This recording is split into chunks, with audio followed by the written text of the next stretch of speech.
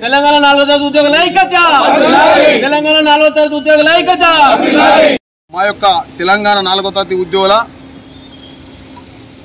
గడ్డం జ్ఞానేశ్వర్ గారి నాయకత్వంలో మేము 31 డిసెంబరు 2023 రోజున ఎన్నికైన తర్వాత మరి 33 జిల్లాలు తిరుగుతూ మరి గడ్డం జ్ఞానేశ్వర్ గారి నాయకత్వంలో మరి ఈ యొక్క సంఘాన్ని అన్ని జిల్లాలు తిరుగుతూ మరి ఈరోజు మాకు రాష్ట్ర ముఖ్యమంత్రి గారు ఎన్నికైన తర్వాత వారు పదవి బాధ్యతలు చేపట్టిన తర్వాత ఏదైతే మాట ఇచ్చారో 5వ తారీఖు లోపలనే జీతాలు ఇస్తారని మాట ఇచ్చారు. కాబట్టి గత ఫస్ట్ మాకు 5వ తారీఖు లోపల ఇచ్చారు.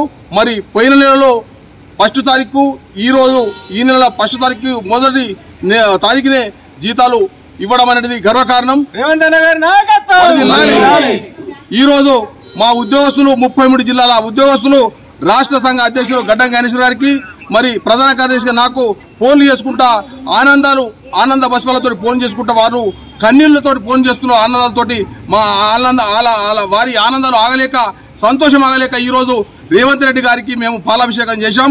అయ్యా మీరు మాట మీద ఉన్నారు కాబట్టి మీరు ఏ కార్యక్రమం చేపట్టినా కూడా మా 4వ తరగతి ఉద్యోగుల వంతు కృషి చేస్తామని తెలియజేస్తూ మీ ప్రభుత్వ పథకాలు ఏదైనా కూడా మా వంతు కృషి. అయ్యా మాకు కావాల్సిన జీతాలే మేము అడుగుతలేము, మా జీతాలు సకాలం ఇస్తున్నారు కాబట్టి మేము ఎంతో సంతోషపడుతున్నాం.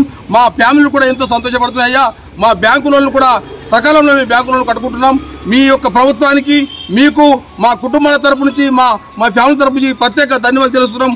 జై రేవంత్ రెడ్డి, జై ముఖ్యమంత్రి.